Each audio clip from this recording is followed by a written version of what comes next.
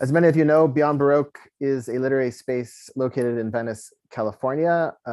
We are an arts organization dedicated to the artistic possibilities of language through cultivating new writing, presenting contemporary literature and art, and building a diverse literary community. What that means in practice is that we have a wide variety of writing workshops, including our free weekly Monday night fiction workshop and our free Wednesday night poetry workshop. Both of those are held weekly, as I said, and they are also currently virtual. So wherever you are coming from, you'll be able to tune in to those. We also have ongoing readings and performances. The vast majority of those are located in our theater here in Venice. We do stream those as well, so they're available online. Pretty much events every weekend, but I particularly want to draw your attention to our upcoming Southern California Poetry Festival, which will be held November 18th through 20th here in Venice. That's just about a week and a half away.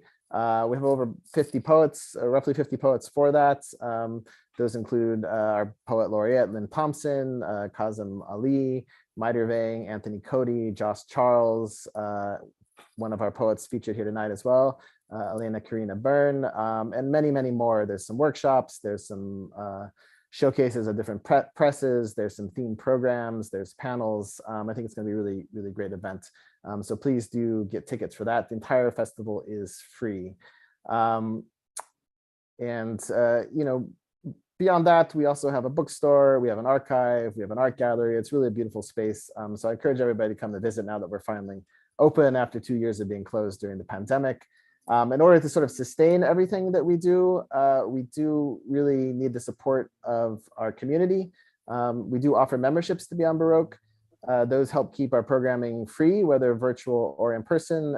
In the event that we do have to charge for programs, like some paid workshops that we occasionally have, you do get a discount on those workshops. You also get a discount on our bookstore. Memberships start as little as $50 for an individual membership, $75 dual membership levels above that. So really, anything you can do to become a member, or even just to donate, is very much appreciated. You'll find a link for donations in the chat.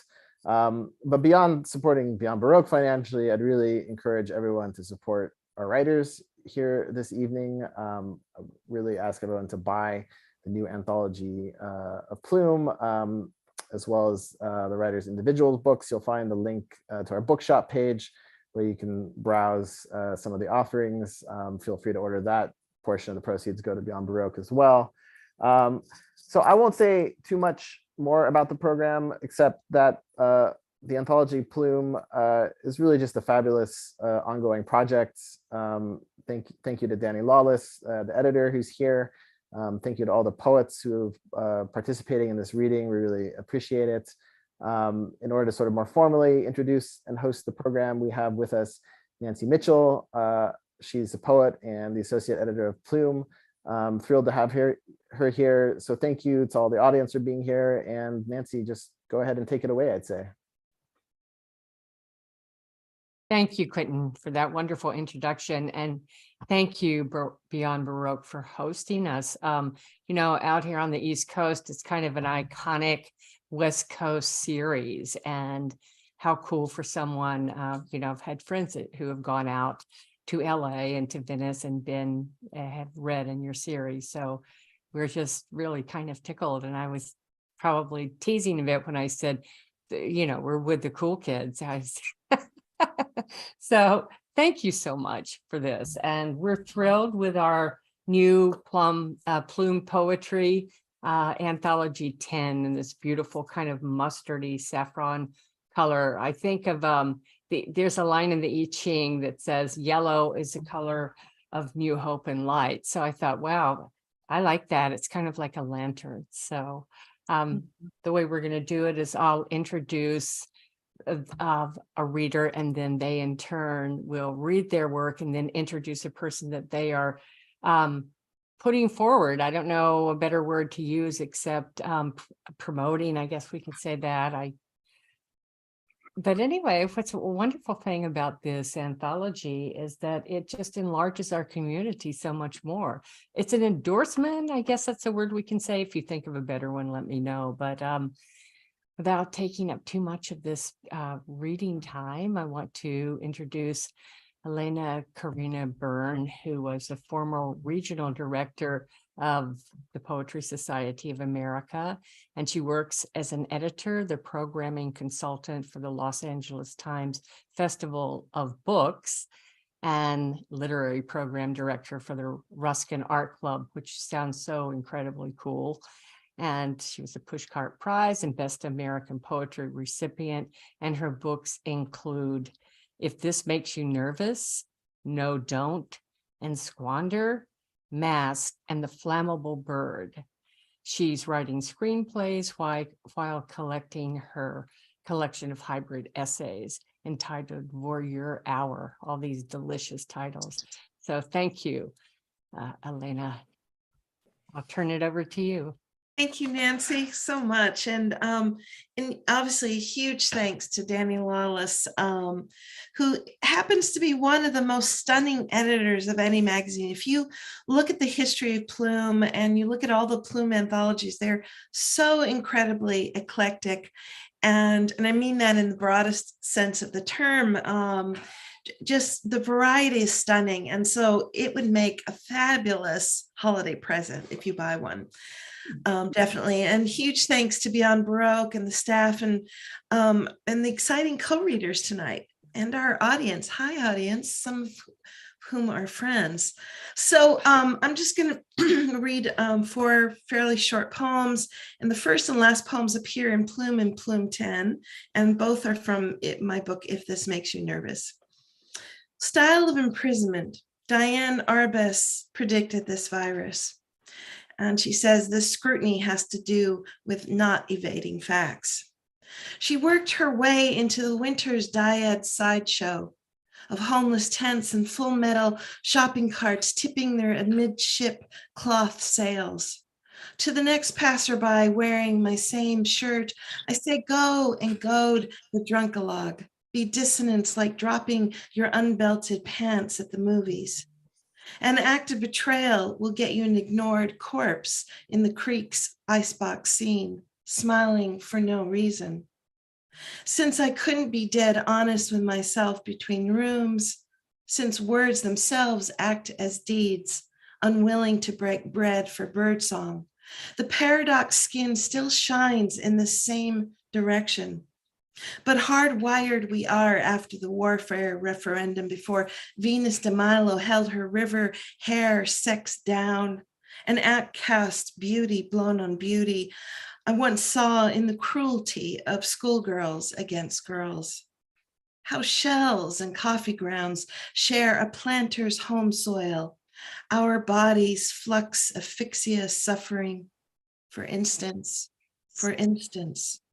For stakes of blame.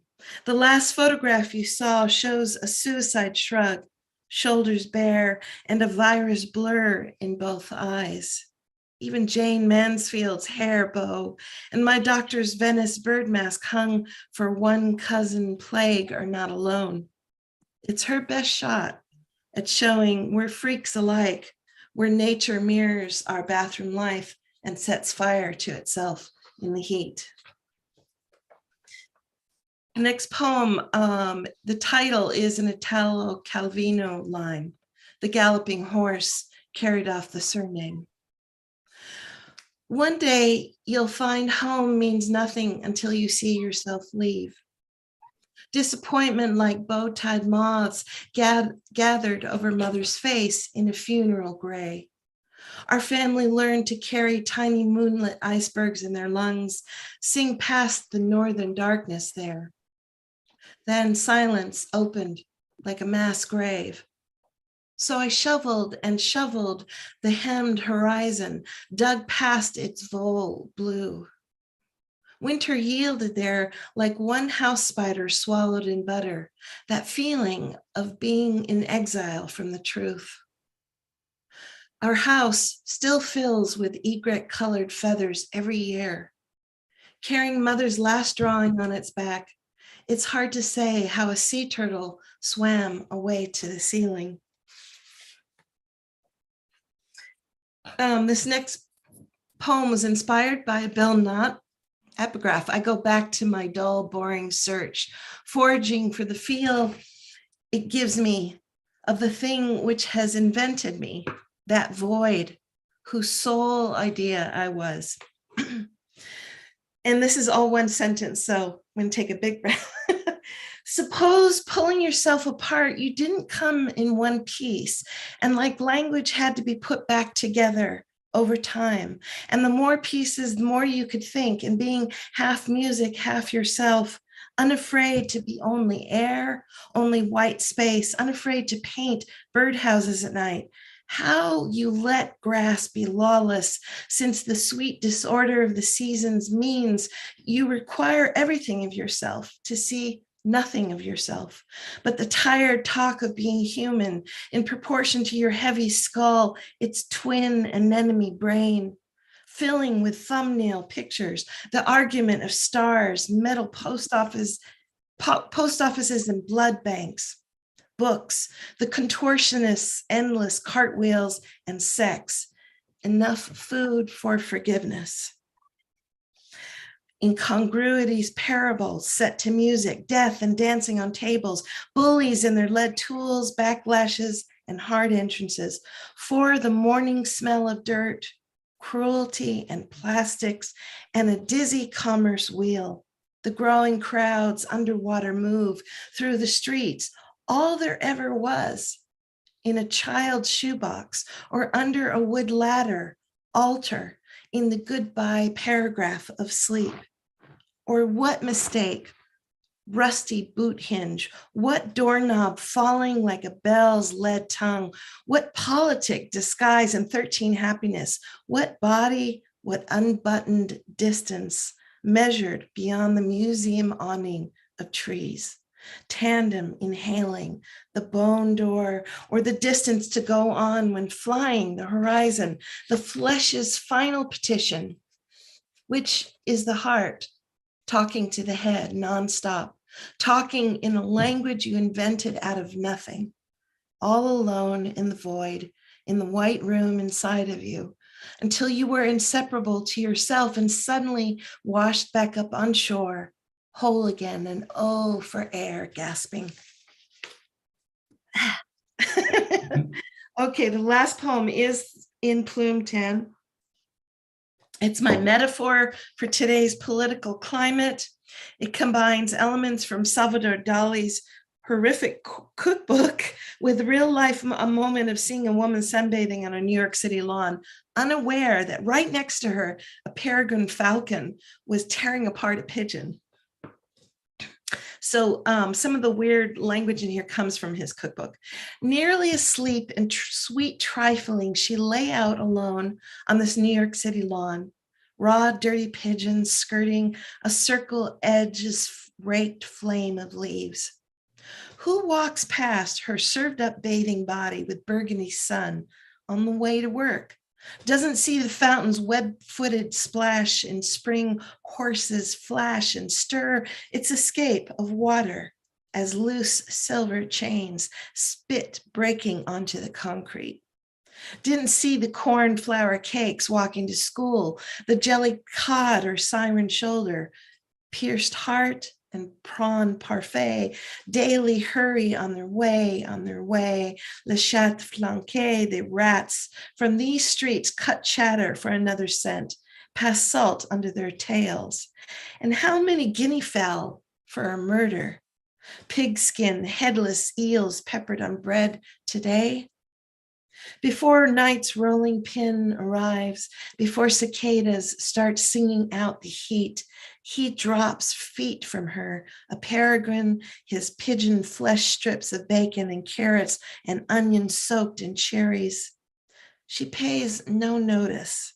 Little bits of butter, clarified swimsuit, orange peel, and roe set onto the middle sour grass, since all sounds of the fountain are salpicon. We, the people, we ought to transform the art of eating into an holographic ecstasy. Thank you, guys. Thank you so much. So I'm going to give a brief inspired introduction for Cathy Colman, who is my, what do you call it? My inspired celebratory partner in this particular anthology. Former reviewer for the New York Times Book Review, Cathy Colman's first book, Borrowed Dress, won the 2001 Felix Pollock Prize for Poetry from the University of Wisconsin Press and was on the Los Angeles Times bestseller list the first week of its release. Her second and third collections, Beauty's Tattoo and Incompleteness Theory, garnered attention from Pushcart Prize nominations, the Gettysburg Review, Huffington Post, Putnam's Writers on Writing, and elsewhere. For me, Cathy Colman's poetic genius resides in her sleight of hand ability to juxtapose the angst ordinary with the transcendent extraordinary while creating our fragile world anew. Her lyrical poem, Fear Circus, instigates that universal feeling of surprise while striking at the heart of a personal relationship with one's dead parents. Full of unease and longing, her entangled energies defy denouement. Please give an enthusiastic, celebratory welcome to the marvelous Cathy Colman. Thank you. Thank you, Elena. And thank you to Danny Lawless and the Beyond Borough crew and everyone who is tuning in tonight and my co-readers. My first poem is a poem from Plume. It's called Fear Circus. I teeter on the tightrope between death and my mother's sudden death and my father's last words. My mother flew up and came apart, all naked petals and pearly-footed. Father fell down into the cow patch of black and white TV, the once virgin land pocked with bright noise. I miss them like the ring toss misses its rings, like a jar misses its pennies, both mudsick and gold unrequited. Inside, the empty jar always there, counting to itself, 0 equals 0 equals 0 equals the Quetzal-feathered serpent with his twin, Zalati, the dog-headed god that guides the dead. It was not in my act to murder them, my parents, even though I remember screaming, I wish you were dead. And my father thought back, I wish you were never born. My mother said, I wish you were always being born. It's difficult on the rope because it gives me that thrilling vertigo. It comes right before suicide. It's physics, like the ancient debate between the Big Bang and intelligent design. Time is absent. It forgets about itself. Even though my mother's romance wants the strong man to catch me, I've always been my father's contortionist, able to make love to myself, picking up dimes with my toes and throwing them into the open mouths of the crowd.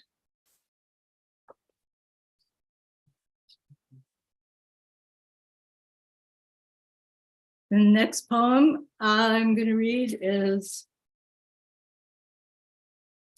a prose poem, and the title runs into the first line.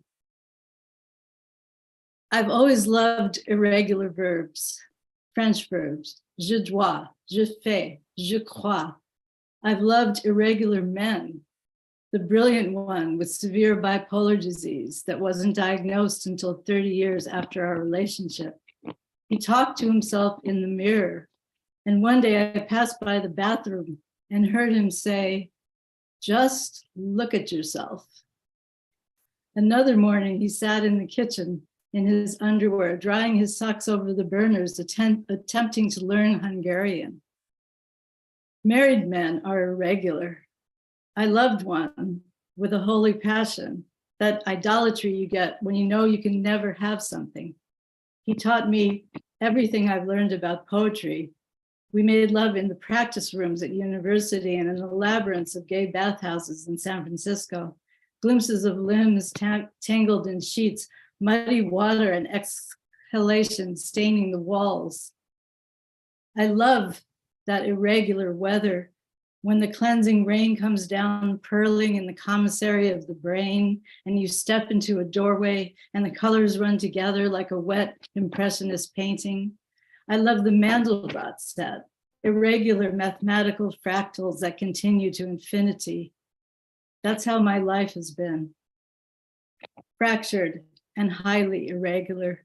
No marriage, no children, making love to both women and men.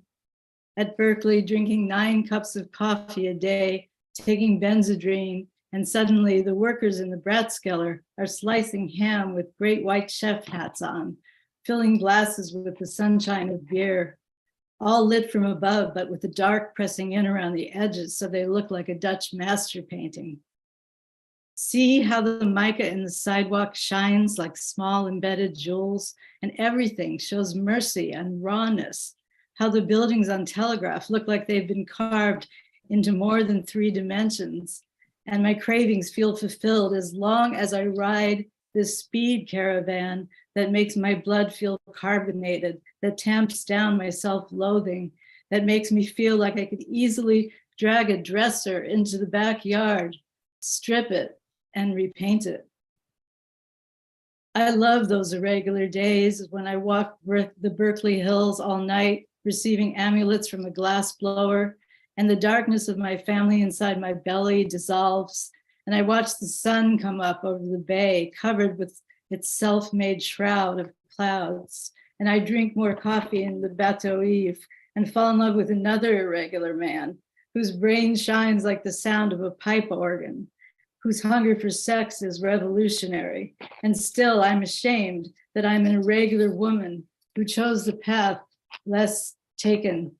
And I'm a solitary diner, sleeper, journeyer in this now harsh, broken country. And as Glenn Gould said, behind every silver lining is a dark cloud. I do love when the weather's gloomy and the sun seems to have other more important business. And maybe someday I'll find an irregular lover with an idea of north and a hatred of bright light. And we'll drink grog and hibernate like chestnut trees and seek unfamiliar surroundings, a log cabin in the middle of a dwarf forest with an irregular fireplace made from river rocks. And I'll feel the sense of an irregular grace, a kind of grace that covers a crust of bread, a spill of Chianti that mimics a map of Ukraine, that lifts my life out of the belly of the whale and into the irregular twilight of the earth I love.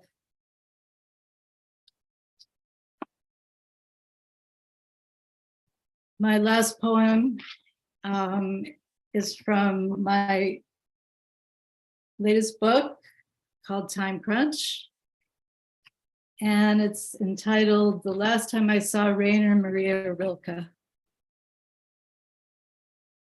You go back there when you can, to the field struck bright as if born from fire. The rest of trees, grass, sky, still and cool as a finished puzzle. The secret self not yet ravaged. This is where you find him, but mostly you've lived like an eternal expatriate from the country of belonging, to put aside one's own name like a broken toy. There's a vertigo that passes for illumination, electromagnetic addiction. He never knew this, the bridle that keeps you from straying all the way to the errancy, flight, and the coming on of clouds, the clear air that should be your birthright. But after you lift your fingers from the most unmusical of keys, you know you need him more than ever. You go back there as soon as you can, to the field where the rain ticks on the lucent grass like the strings pizzicato. Part of you wanting to stay, part of you called back to this reckless world. Remember the true earth with its messages you read through the soles of your feet when spring burgeoned there. And now things conspire to tell us nothing, half in shame, half in unspoken hope, that we still might rescue them, like the violin he heard from a window, giving itself to someone. Thank you.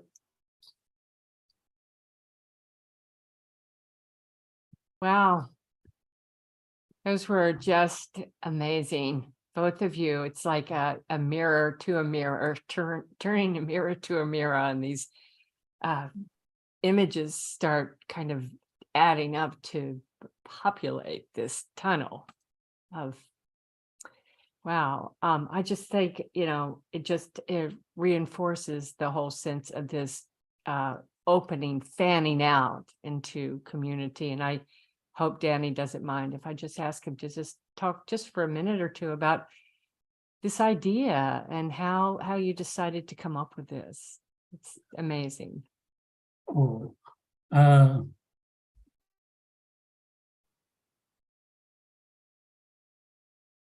Hey, Danny, you're mute.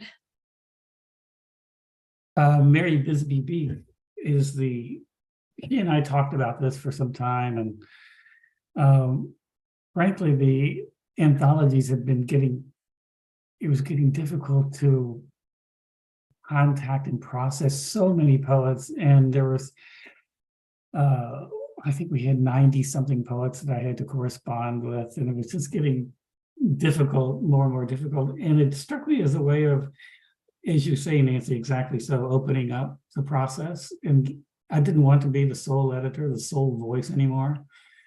Probably never should have been, but it's really nice to offload that responsibility to 45 poets rather than try to do it myself. And it's so much better the way it is now. And I can't imagine it will not continue this way. So thank you, Nancy. And I don't want to break the momentum. So back to you.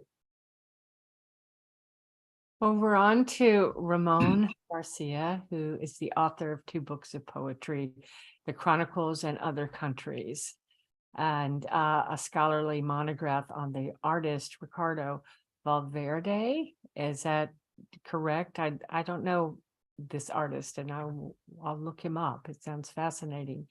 He teaches at California State University, Northridge, and lives in Los Angeles. Ramón. Thank you, Nancy. And I'd like to thank Danny and Beyond Baroque, Quentin, Ivan, and Jimmy. And I do want to commend Danny Lawless for the just wonderful work of editing the journal, just a fantastic Plume journal, and then the 10 anthologies now. They're just really real treats. I love everything about them. The featured poet. I love that I'm the same page in the same page as Rimbaud. It's quite lovely fantasy. I'm going to read first the poem that appears in Plume 10. It's entitled The Sirens. Feminine island voices where ocean depths taught them the dark reaches of silence, and the surf's turbulent conservatory, the superhuman pitch of what has never seen sky or breathed air. Legend has it they have wings, an irresistible speech granted by flight, by the wind and the sea's violent distances. You who must wander a flightless gender, destined to hear your sister self multiplied, to be tied to their isolated choir, you were chosen for the dangers of song, to be glorious music's singular brother. This next poem was published in Plume a couple of years ago, I believe in 2020, in issue 102. It's titled The Image. I found a photograph of you between pages of André Breton's Nadja. My heart fell down the worn paperback rabbit hole of first love. You are at the beach wearing a mariniere sweater, sporting a cocky smile. Did I take that photograph in Santa Cruz, or are you somewhere else? Where is that boy, even more handsome than I remember, now a simple stranger? Through a common friend with a vague government job that sends him to countries in potential conflict, I know that you married. Last year, you had a fourth child, all boys, that you live in Lyon and that your wife's mother died.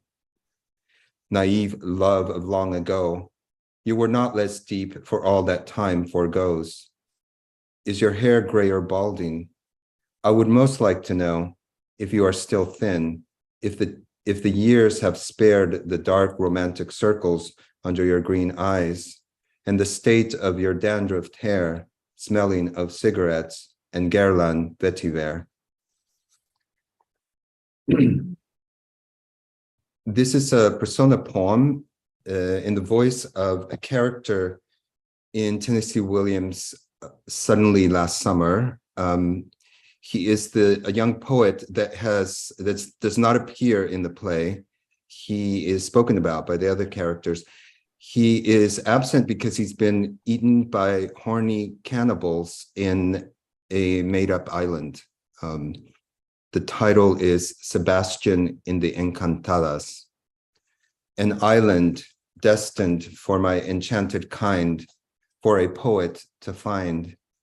Drums beating the collective racing of breath, of orgies, rain, a thunderous baptism of semen. Let it be known, I offered the gift of my flesh, that my head be a crown on an elegant stake. Don't excavate my remains in memory's body parts.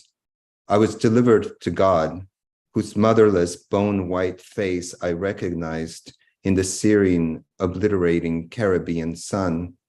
My bones have grained into sand, like diamond sequences flooring the night, kindling the ocean's awesome clamoring pool, its waters boiling with Christ's fish, multiplying like my insatiable lust.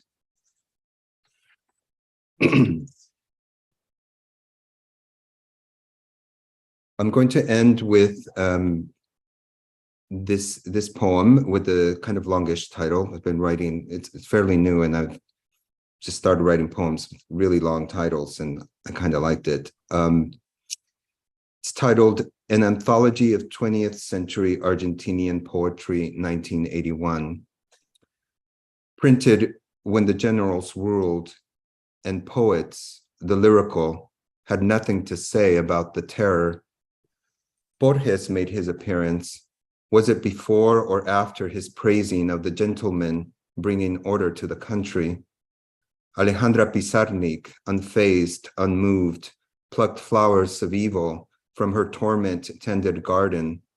Gloria Orozco reported on the horoscope and sang to Berenice her magical cat.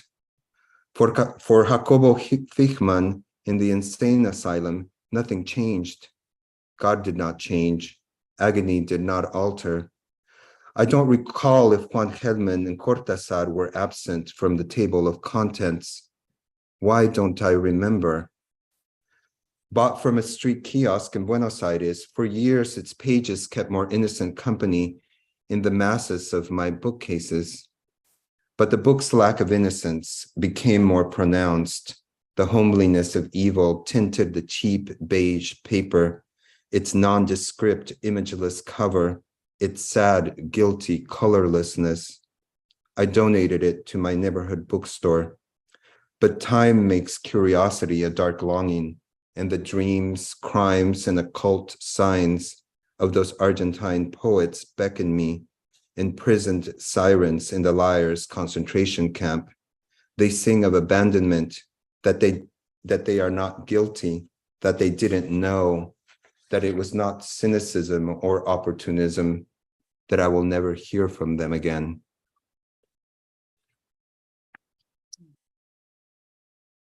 And I'm very pleased to introduce our next poet reader, Atta Moharreri.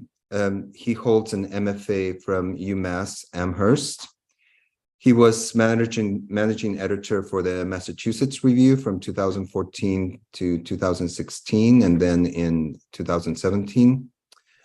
He has been an adjunct professor of creative writing for 16 years now in Massachusetts, California, and now in New York City.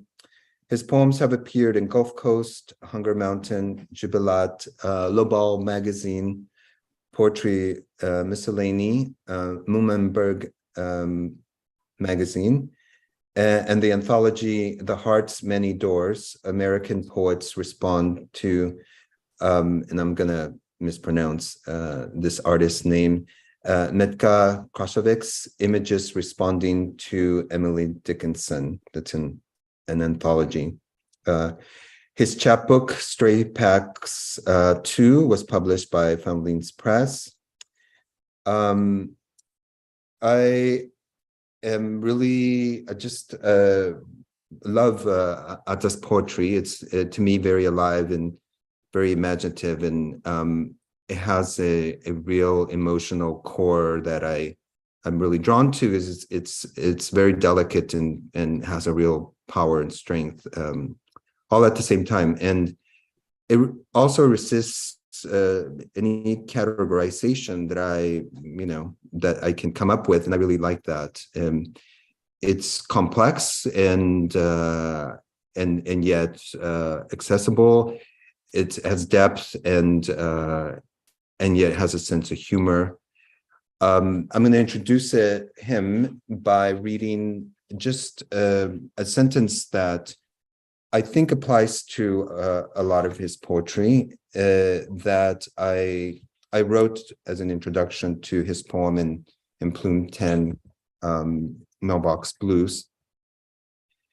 There is consistently some sort of unease at the heart of his poems, and yet that is what makes the poems tick, the source of their intrigue and understated complexity. So, welcome, Atta.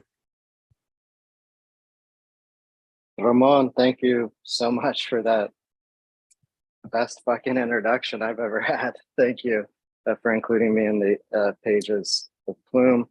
And just to second your sentiment and the other readers before me, thank you, Danny, Quentin, Jimmy, and Ivan, Beyond Baroque, Plume, and everyone who came to hear our poems today. I'm honored to read with the poets and to read for you all. I'll read 4 poems and I'll end with the poem that was included in Plume. Lady with red hair in a restaurant. The moment before rain falls, when you can smell it. When close to midnight, you think you see your dead cat in the corner of one of your eyes. The night wind laying like a body beside the tracks. The moment after you liken the smell of rain to a wet paper bag under an oak with no leaves. When you can still hear the voices of friends who are no longer alive, whispering in your ear. Suddenly, you, a slender lady with red hair, appear with your tired eyes and my check in a restaurant. I sense the way you also feel pain from the past, and you feel much closer than I thought before now. The wisteria rain in the distance, like gray dust, like us, floating in the space between.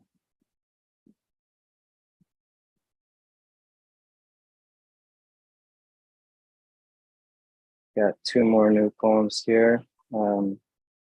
This is called In Our Neighborhood, and it has an epigraph from a person named Father Nicholas Furman. It says, Lord of love, Lord of light, please bring back his gone wife. It could be at 3 o'clock in the morning. The angels are grabbing your heart and working on it.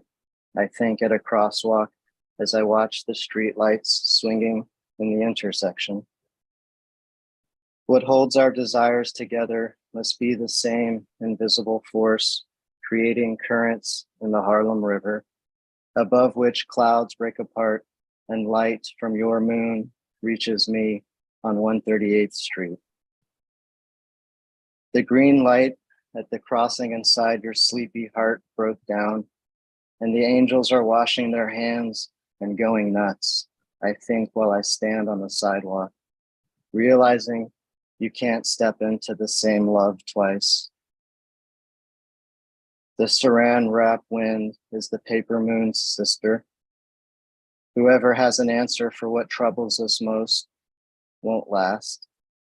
The last 50 seconds are a pair of Nikes hanging from a power line, giving juice to all the lights I see. It could be at 3 o'clock in the morning, my begging voice, like a church bell underwater, will not sound your heart awake, while a handful of stars make a zodiac, and God answers only unspoken wishes in our neighborhood.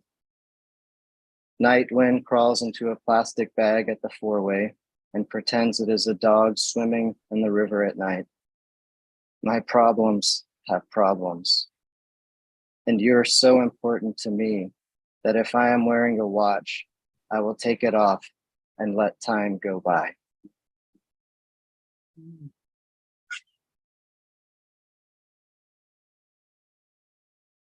This poem is called Darken, and it's got an epigraph by Sal Mineo as Plato in Rebel Without a Cause, when he says, "Do you think the end of the world will come at nighttime?"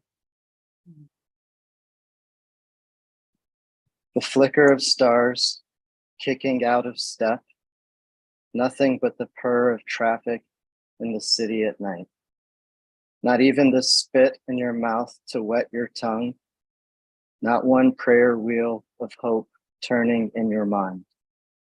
Just the accents of car horns in a forest of buildings, only a man walking home and the cat that follows him. Not even the vowels stuck between your teeth, not a drop of holy water between syllables. Just a salty grief caked to your boot heels, the adulthood spat up from re-bruised embarrassments. The smell of Marlboros that reminds you of a mustache, nothing but a strand in the ball of your memory's yarn. Not even the night's starry perfume haze, not mossy convent walls or the dry leaves of time. Just the bus's motor running, no threats, only a sadness you are drawn to, but stranger than that. The second you become grave and alone on this earth, you learn to bury your own kind in the dark. And this is the last poem that was included in Plume Anthology 10, for which I'm honored and grateful to be in. And again, thank you to the readers and everyone who is hearing us now. This is Mailbox Blues for Tennessee Said Moharreri. I know not every letter sent arrives. Termites tunnel through soil. A magnolia tree is to my right. Night washes over my missing numbers. I look into a leafless sky at the bottom of a puddle inside a rut. Not all lucky stars get counted. The magnolia, stiff and twisted, reminds itself. In the middle of faded verbena, I stand, my post covered with rime. A shaving of light brushes against my door. Mites chew secrets that haven't left the tree. 3 stars disappear, and a barn owl hops along a downward reaching branch. The owl slips on dark without making a sound. I stand near the chewed up tree, and chatter from the stars keeps the owl awake. We still have prayers to receive in this world. Thank you all.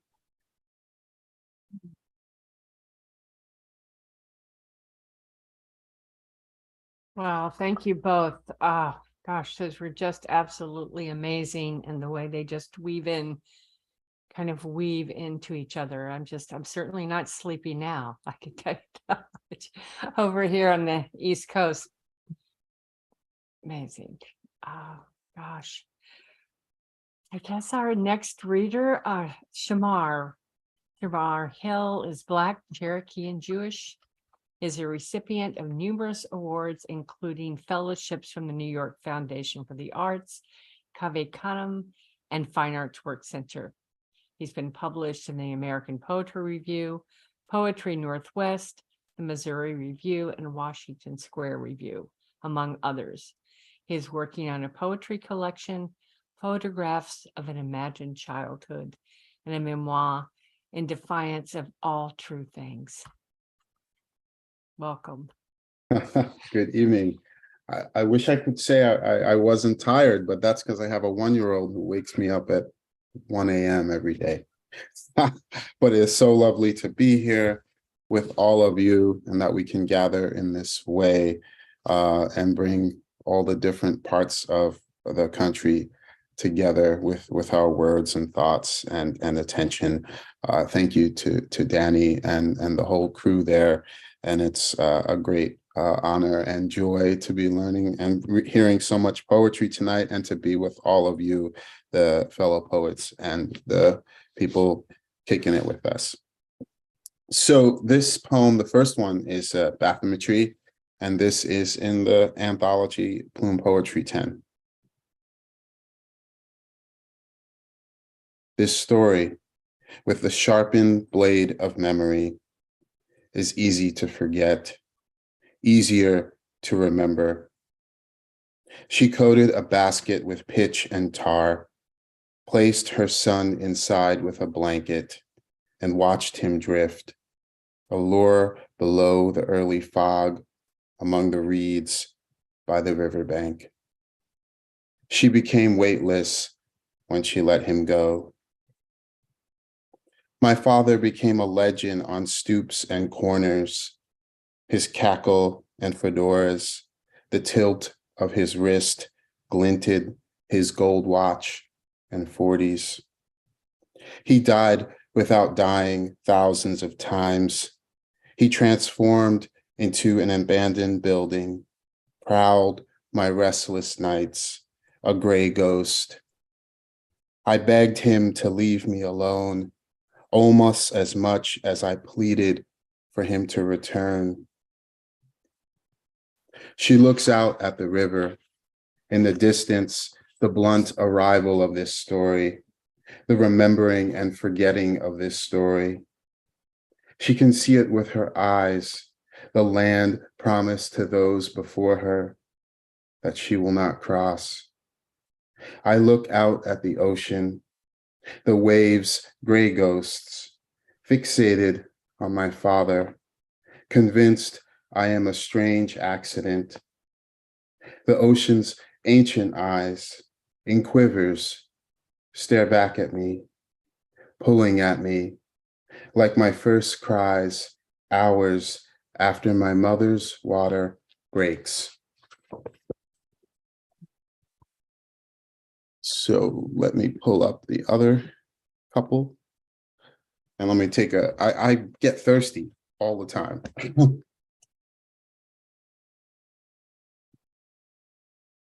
So I have 3 children actually, and my 4-year-old son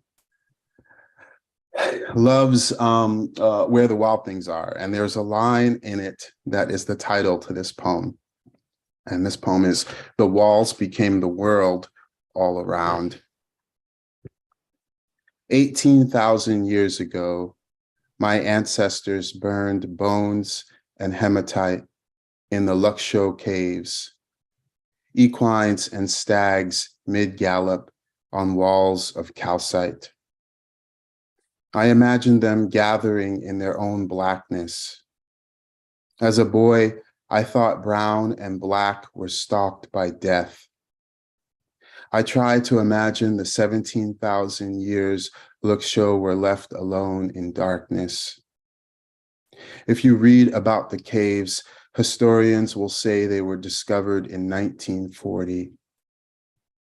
55 years later, on my first day of kindergarten, a girl said hi to me and I hid behind Mama. "She's black and fat," I said. When I look up the definition for Black, I find 15 entries with negative associations. Black holes burn at billions of a Kelvin.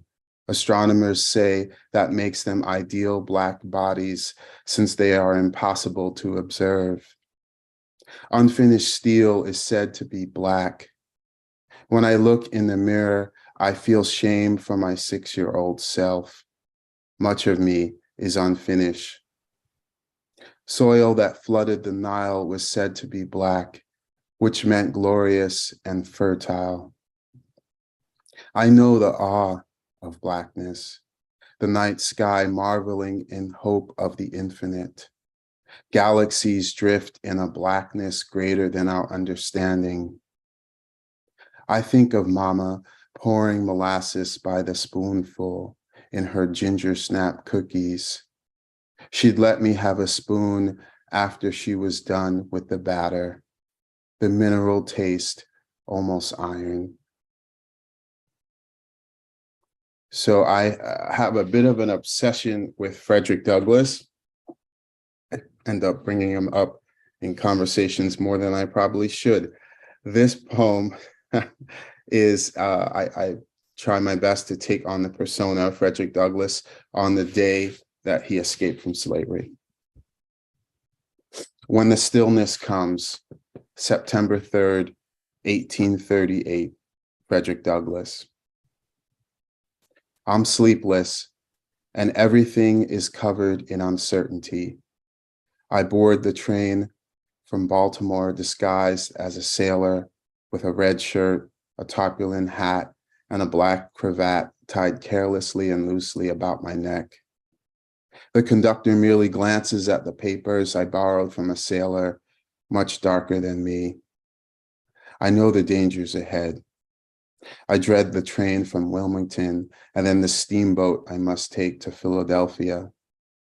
Though I am not a murderer fleeing from justice, I feel perhaps quite as miserable as such a criminal. Beyond the frame, a windswept hillside marks the end of this journey. My eyes are tiny fires from a lit match. The ship and night, broken at the seams, impressive ribbons of dark water. I am without home, without acquaintance, without money, without credit, without work, and without any definite knowledge as to what course to take. When I look out at the Delaware, its waves clear a savage light. I forget what I was in the beginning. Oh, how I've effaced darkness in God's name. And let me tell you now, the constellations light what is familiar at the edge of my grave. A strange accident that I have witnessed. I cannot forbear recording it. Oh, the days pilfered in my loss, that I am a stranger and a free man, could be a schism to my faith. This expedition and my own will to live. Go ahead, I say to myself, go ahead. How much was sacrifice, hoping the journey means something? How strong the pull can be and how desolate. Go ahead, they say, go ahead. Thank you.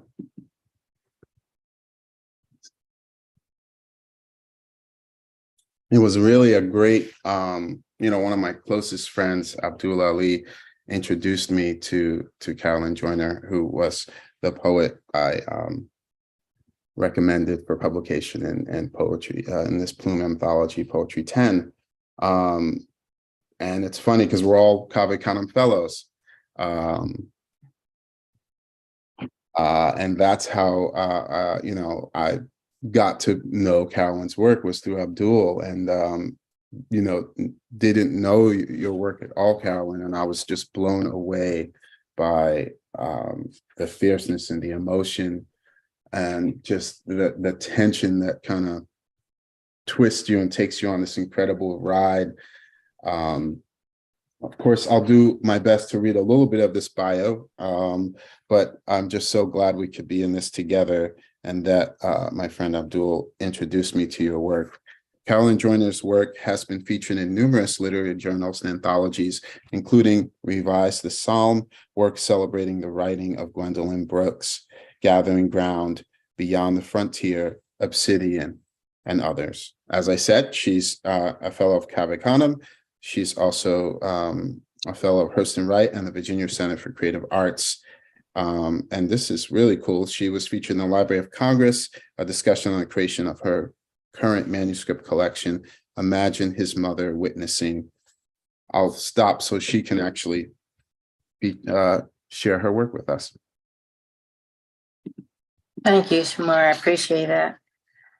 And I too offer many thanks to Danny Lawless for his brilliant idea, this 10th anniversary edition of Plume, and Beyond Baroque for this forum. I'm going to start with the kind of introductory poem to the manuscript that I completed during COVID. It actually was dedicated to my son, whom I lost several years ago, and it is entitled Imagine His Mother Witnessing. This poem is kind of the introductory. As I said, it precedes all the sections in the manuscript. It was inspired by an old poem that Lucille Clifton wrote many years ago, and hers was entitled Imagining Bear. But this is a very different poem from hers. Okay, Imagining Warrior. Imagine him big-framed, packed tight, standing a head above his henchmen.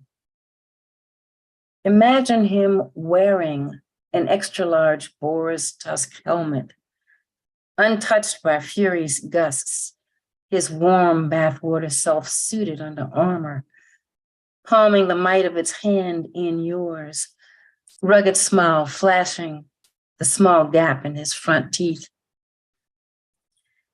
Imagine his oak tree legs unyielding to force, clearing thick walls, high fences on a fine steed, saddle made especially for him. Imagine him stumbling upon a narrow tunnel he's compelled to enter, believing its end holds light, finding only deeper darkness, surprise, attack, fierce battle, being pummeled pitilessly day after day, all of his body parts laid open.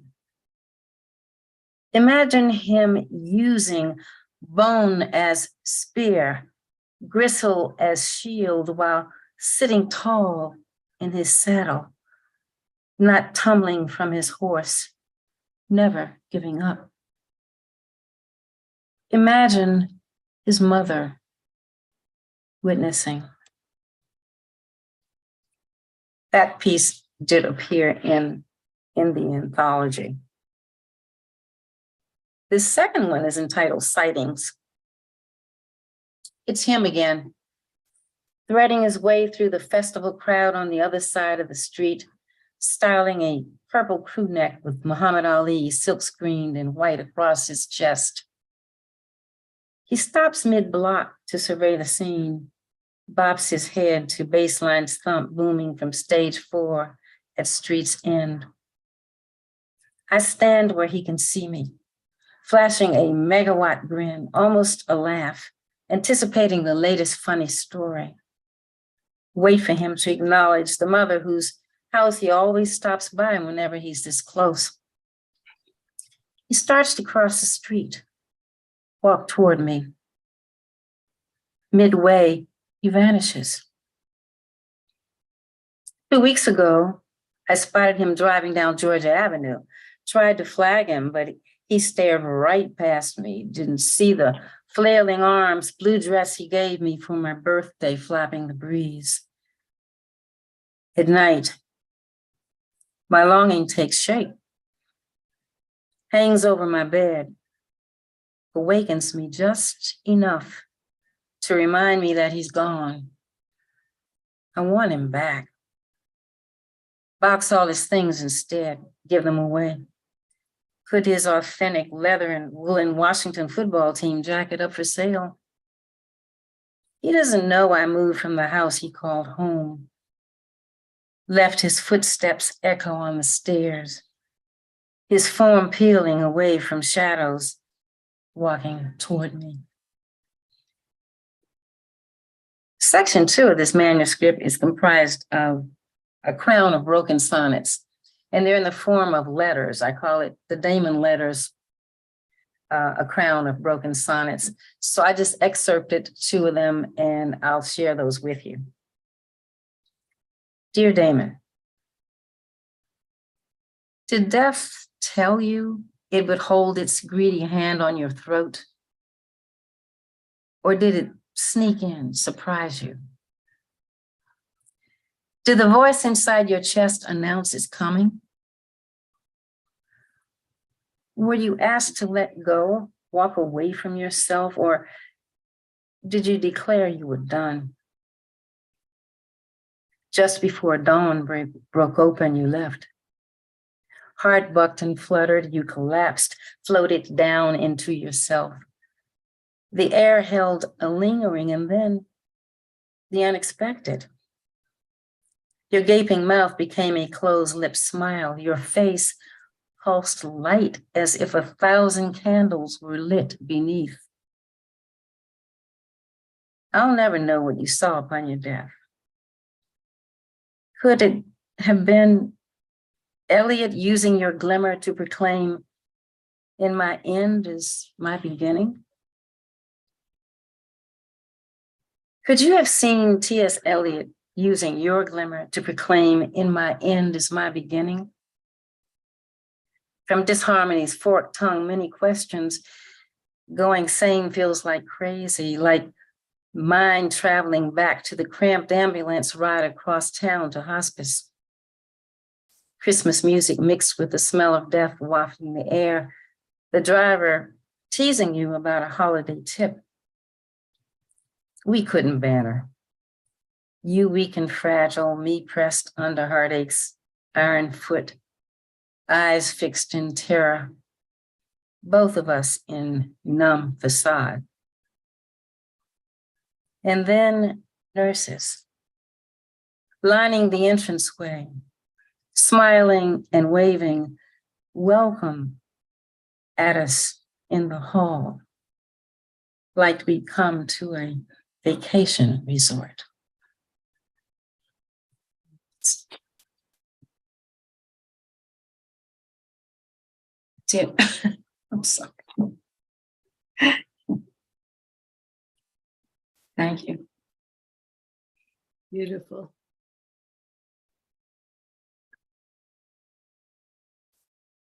Unbelievable.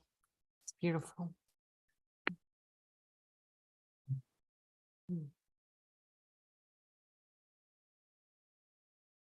Thank you so much, Carolyn. That was amazing. Thank you. It's very, yeah. Do you live in Washington? I do. Yes. Yeah. Mhm. Bye. Yeah. Yeah, we've got some East Coast people here. Yes.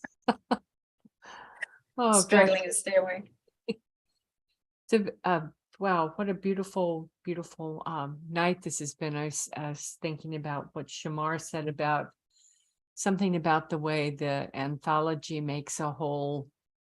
I don't know what you said, but I was thinking these poems tonight have kind of made a body in a way of we've made a body here. You've made a body here. And the atmosphere of this Plume room, it reminds me so much of Plume itself, this kind of quiet place to go and be with those 12 poems every month. And so I thank you all so much for coming in. Thank you, Beyond Baroque. But I want to turn this back to Danny so you can say goodbye to all of you all. And thank you so much for this beautiful evening. Thank you. Thank you, Nancy, for doing this, and everyone at Beyond Baroque. It's astonishing to me that these things work. Sometimes I have a little little idea, and somehow it gets done. Almost nothing to do with me. But people collect as we have tonight. I think I was watching an old film time, and there was someone was kidnapped, and there was the phrase that proof of life, you know, they hold up a newspaper. But this is the joyous version of proof of life, of poetry. And it means so much to me and to so many others. And I can't thank you enough. This is each time, Nancy, I say, oh, this was our best reading. No, each time this is our best reading. It's just really a marvelous word to use, the great surrealist descriptor. It's a marvelous word. And thank you all. Thank you, Daniel, so much. Thank you so much, Danny. Buy the anthology. Yeah. Present. It's a good present.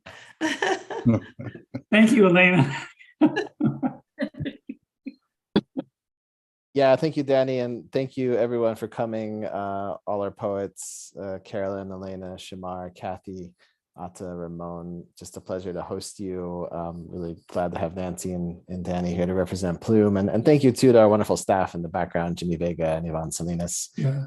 And finally, just thank you to the audience for showing up Yeah. for such a wonderful night of poetry. I think we hope you come back soon, and you know, for the time being, have a good night, everyone.